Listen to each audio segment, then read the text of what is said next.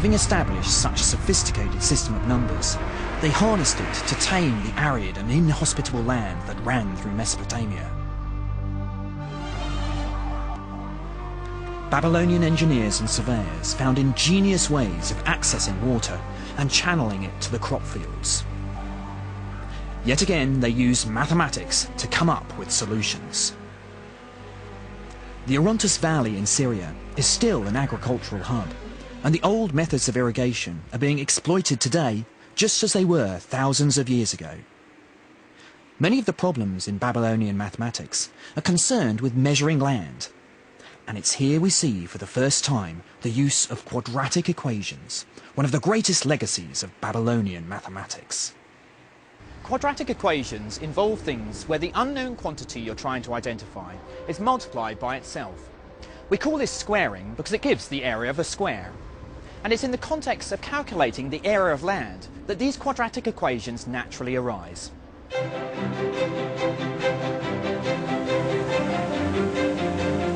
Here's a typical problem. If a field has an area of 55 units, and one side is 6 units longer than the other, how long is the shorter side? The Babylonian solution was to reconfigure the field as a square. Cut 3 units off the end, and move this round. Now, there's a 3x3 piece missing, so let's add this in. The area of the field has increased by 9 units. This makes the new area 64, so the size of the square are 8 units. The problem solver knows that they've added 3 to this side, so the original length must be 5. It may not look like it, but this is one of the first quadratic equations in history. In modern mathematics, I would use the symbolic language of algebra to solve this problem.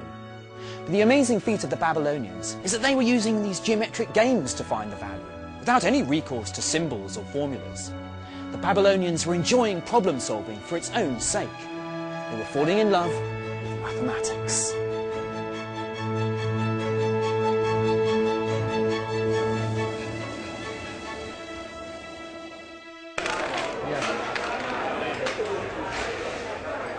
The Babylonians' fascination with numbers soon found a place in their leisure time too.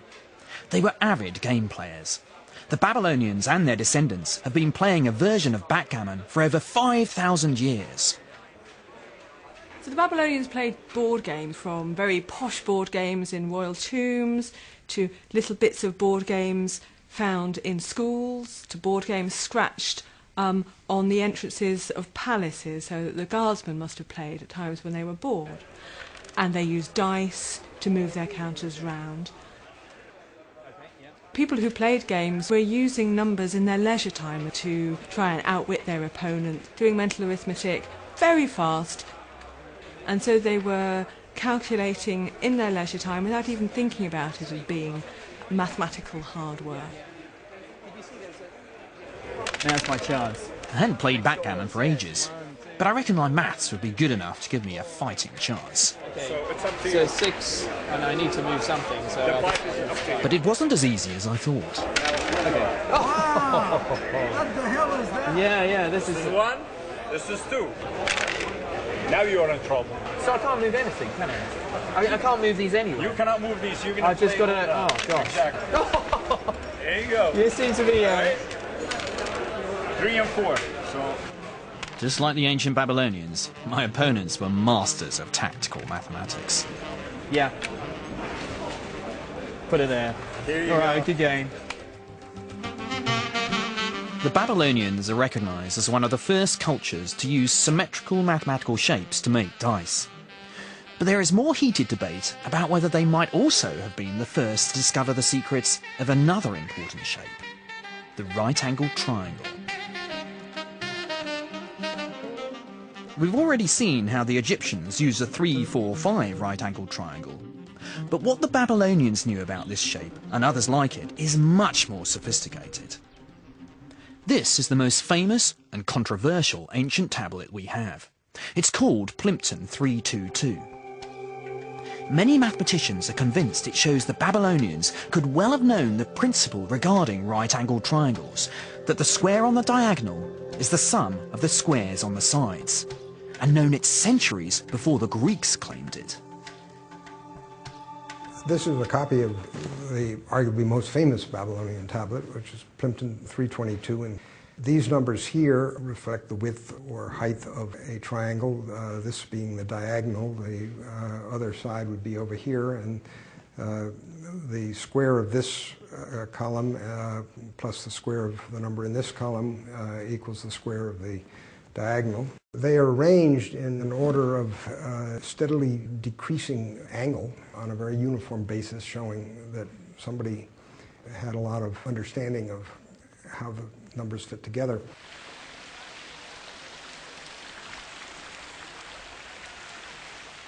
Here were 15 perfect Pythagorean triangles, all of whose sides had whole number lengths. It's tempting to think that the Babylonians were the first custodians of Pythagoras' theorem, and it's a conclusion that generations of historians have been seduced by. But there could be a much simpler explanation for the sets of three numbers which fulfill Pythagoras' theorem.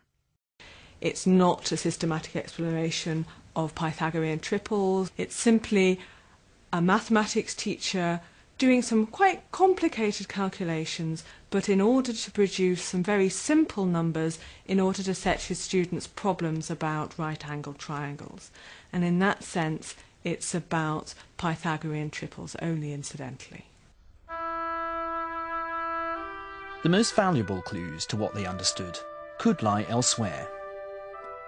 This small school exercise tablet is nearly 4,000 years old and reveals just what the Babylonians did know about right-angled triangles.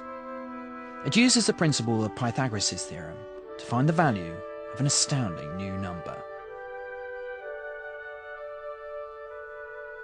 Drawn along the diagonal is a really very good approximation to the square root of 2. And so that shows us that it was known and used in school environments. Now, why is this important? It's because the square root of 2 is what we now call an irrational number. That is, if we write it out in decimals or even in sexagesimal places, it doesn't end. The numbers go on forever after the decimal point. The implications of this calculation are far-reaching. Firstly, it means the Babylonians knew something of Pythagoras' theorem 1,000 years before Pythagoras. Secondly, the fact that they can calculate this number to an accuracy of 4 decimal places shows an amazing arithmetic facility, as well as a passion for mathematical detail. The Babylonians' mathematical dexterity was astounding, and for nearly 2,000 years they spearheaded intellectual progress in the ancient world. But when their imperial power began to wane, so did their intellectual vigour.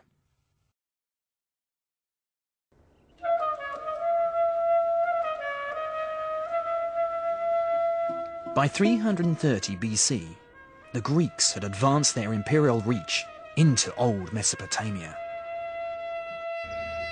This is Palmyra in central Syria, a once great city built by the Greeks. The mathematical expertise needed to build structures with such geometric perfection is impressive. Just like the Babylonians before them, the Greeks were passionate about mathematics.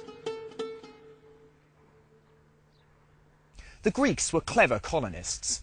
They took the best from the civilizations they invaded to advance their own power and influence. But they were soon making contributions themselves.